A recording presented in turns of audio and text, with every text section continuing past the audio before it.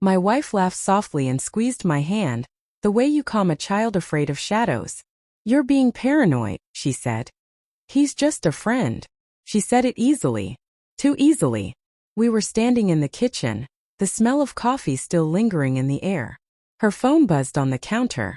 The screen lit up for half a second before she flipped it face down. I saw the name. Mark. The same name that had been appearing more and more over the past few months. Late-night texts. Work calls that stretched past an hour. Dinners she called networking. Every question I asked was met with the same smile. Calm, reassuring, dismissive. He's married, she added like that was supposed to erase everything. You're imagining things. I wanted to believe her. God, I really did. We had 12 years together. A life built on routines, inside jokes, shared scars from old fights we survived. You don't throw that away over a feeling. So I swallowed my doubts and nodded, even as something heavy settled in my chest. But paranoia doesn't come from nowhere. It grows quietly, fed by patterns you can't unsee. 2 nights later, she said she had a late meeting. Same tone. Same shrug. Probably home by 10. I watched her get ready more carefully than I ever had before. The extra time on her hair. The perfume she saved for special occasions. When she kissed me goodbye, it felt practiced. I waited 15 minutes after she left before grabbing my keys.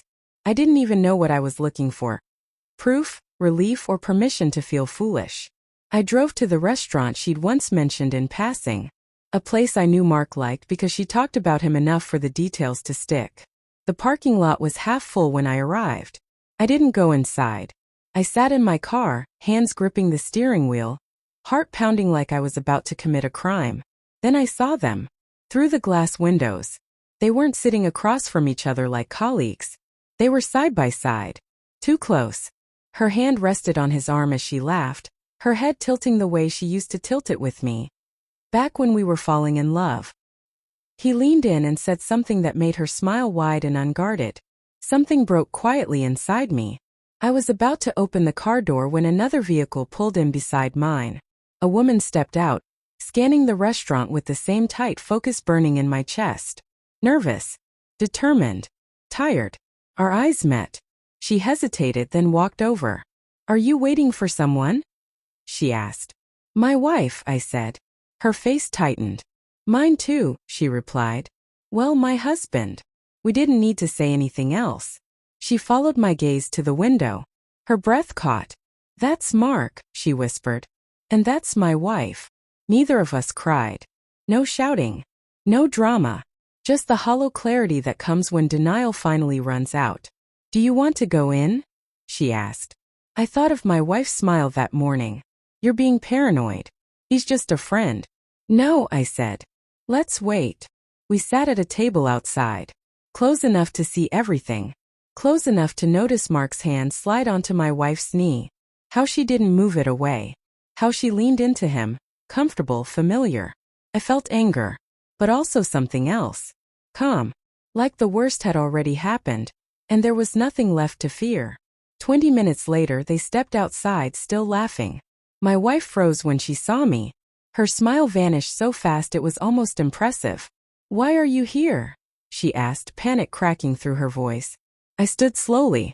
I came early, I said. With a friend. Mark's wife stepped beside me. The color drained from his face. Silence fell heavy, final. This isn't what it looks like. My wife started, the words spilling out on instinct. I looked at her. Really looked at her. And realized how little I recognized the woman standing there. You said I was paranoid, I said. You said he was just a friend. Mark's wife let out a bitter laugh. Funny, she said. He said the same thing about her. There was nothing left to discuss. No explanations worth hearing. We turned away together and walked back toward our cars. I didn't look back. I didn't need to. When I got home, the house felt different. Quieter. Emptier. But honest for the first time in months. Some truths hurt like hell. But lies hurt longer.